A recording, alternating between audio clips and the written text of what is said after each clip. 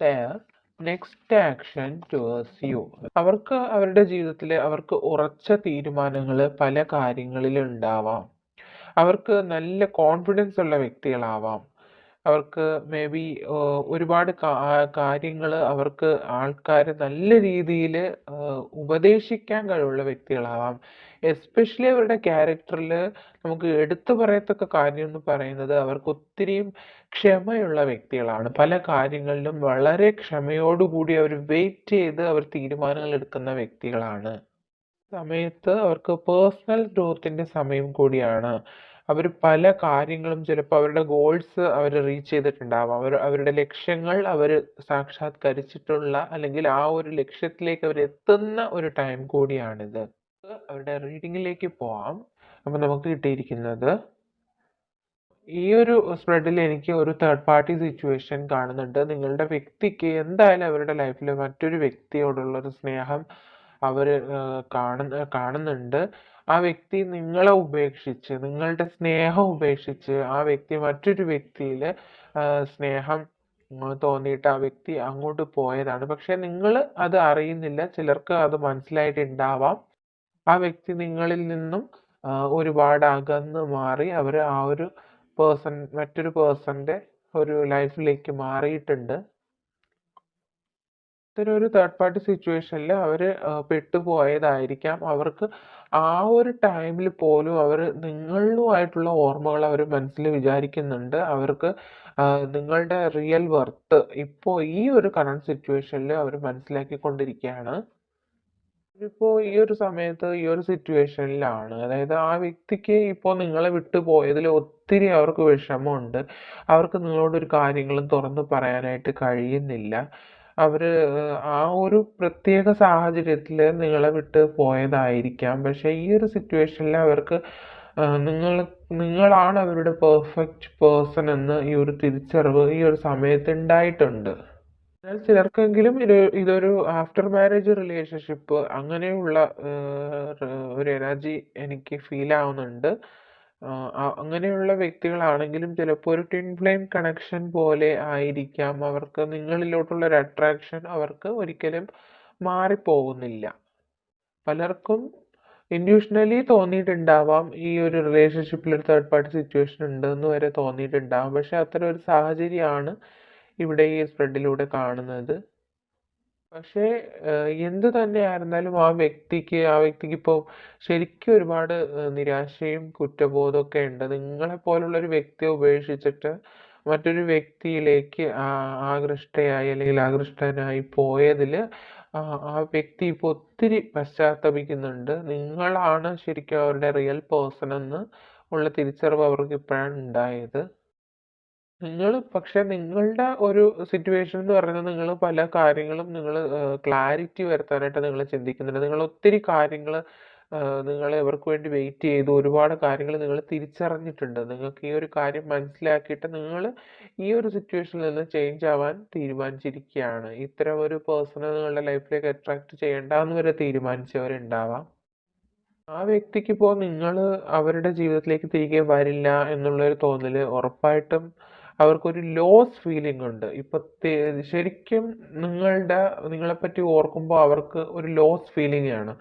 അതുകൊണ്ട് എത്രയും വേഗം നിങ്ങളോട് ഒരു സോറി പറയുക, എന്ത് ചെയ്തിട്ടാണ് നിങ്ങളുടെ അടുത്തേക്ക് വരേണ്ടതെന്ന് ആ വ്യക്തിക്ക് പറയുന്നില്ല. സിറ്റുവേഷൻ ചേഞ്ച് ആവണമെന്ന് നിങ്ങളെക്കാൾ കൂടുതൽ ആ വ്യക്തി ഇപ്പോൾ ആഗ്രഹിക്കുന്നുണ്ട്.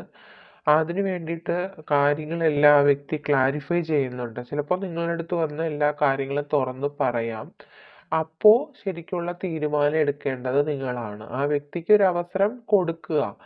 ആ വ്യക്തി ചെയ്തത് തെറ്റാണെങ്കിൽ പോലും ആ വ്യക്തി പറയുന്നത് എനിക്കൊരു അവസരം നിങ്ങൾ തരിക എന്ന് പറയുന്നുണ്ട്.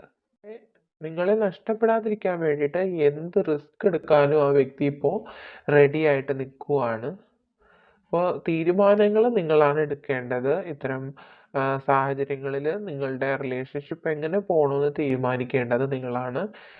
അതിന് വേണ്ടിയിട്ടുള്ള ഏഞ്ചൽസിൻ്റെ മെസ്സേജ് എന്താണെന്ന് കൂടി നമുക്ക് നോക്കാം. അപ്പോൾ ഏഞ്ചൽ മെസ്സേജസിന്റെ ക്ലാരിഫിക്കേഷൻ നോക്കിയപ്പോഴും ഇതൊരു കൺഫ്യൂസ്ഡ് ആയിട്ടുള്ള സ്റ്റേറ്റ് ആണ് കാണിച്ചിരുന്നത്. കാരണം ഏഞ്ചൽസ് നിങ്ങളുടെ അടുത്ത് രണ്ട് ചാൻസസ് നിങ്ങൾക്ക് വരുന്നുണ്ട് എന്ന് പറയുന്നത്, രണ്ട് പോസിബിലിറ്റി ആണ് നിങ്ങൾക്ക് തരുന്നത്.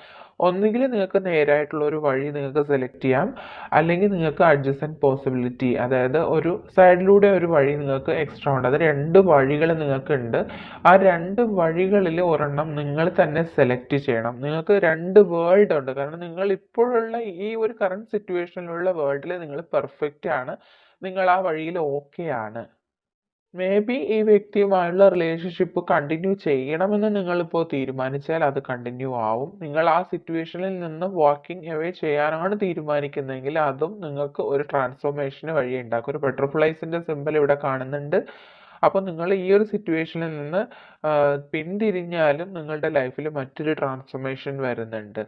അതല്ല, നിങ്ങൾ ഈ ഒരു കണക്ഷൻ, അതായത് ഈ ഒരു ലവ് റിലേഷൻ കണ്ടിന്യൂ ചെയ്ത് പോകുന്നെങ്കിൽ ആ ഒരു രീതി നിങ്ങൾക്ക് സെലക്ട് ചെയ്യാം. അത് നിങ്ങളുടെ തീരുമാനത്തിനാണ് ഏഞ്ചൽസ് വിട്ടിരിക്കുന്നത്.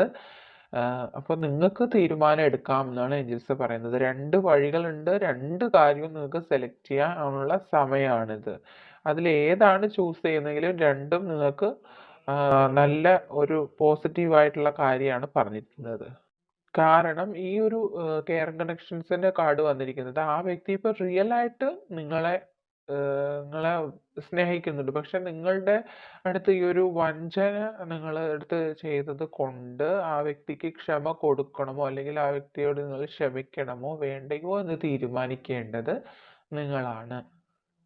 ഈ ഒരു കറണ്ട് സിറ്റുവേഷനിൽ നിങ്ങൾ എന്ത് തീരുമാനമാണോ എടുക്കുന്നത് ആ കാര്യം പോസിറ്റീവ് ആവും, ആ കാര്യം നിങ്ങൾക്ക് പോസിബിൾ ആവും എന്നാണ് ഏഞ്ചൽസ് തരുന്ന മെസ്സേജ്. അപ്പോൾ നിങ്ങൾക്ക് ആ സാഹചര്യം അനുസരിച്ചുള്ള തീരുമാനം രണ്ടും, നിങ്ങൾക്ക് കോൺഫിഡൻസ് ഉണ്ട്, നിങ്ങൾക്ക് എന്ത് തീരുമാനം എടുത്താലും അത് സക്സസ് ആക്കാൻ കഴിയും എന്നുള്ള കോൺഫിഡൻസ് ഉള്ള ആൾക്കാരാണ് നിങ്ങൾ. അതുകൊണ്ട് നിങ്ങൾക്ക് തീർച്ചയായും ഈ ഒരു സിറ്റുവേഷനിൽ നിങ്ങൾക്ക് തീരുമാനം എടുക്കാൻ കഴിയും. അവർക്ക് ഒത്തിരി ഹയർ സെൽഫുമായിട്ട് കണക്റ്റഡ് ആണ്. അവർക്ക് ഒരുപാട് ഇൻഡ്യൂഷണൽ പവേഴ്സ് ഉള്ള വ്യക്തികളാണ്. അവർ ഇപ്പോൾ അവരുടെ തേർഡ് ഐ ചക്രയൊക്കെ ഓപ്പൺ ആണ്. അവർക്ക് ഹീലിംഗ് പ്രാക്ടീസ് ചെയ്യുന്നവരായിരിക്കാം പലരും. അത്തരം യോഗ, ഹീലിംഗ്, മെഡിറ്റേഷൻ അത്തരം കാര്യങ്ങളൊക്കെ ചെയ്യുന്ന വ്യക്തികളായിരിക്കാം നിങ്ങൾ.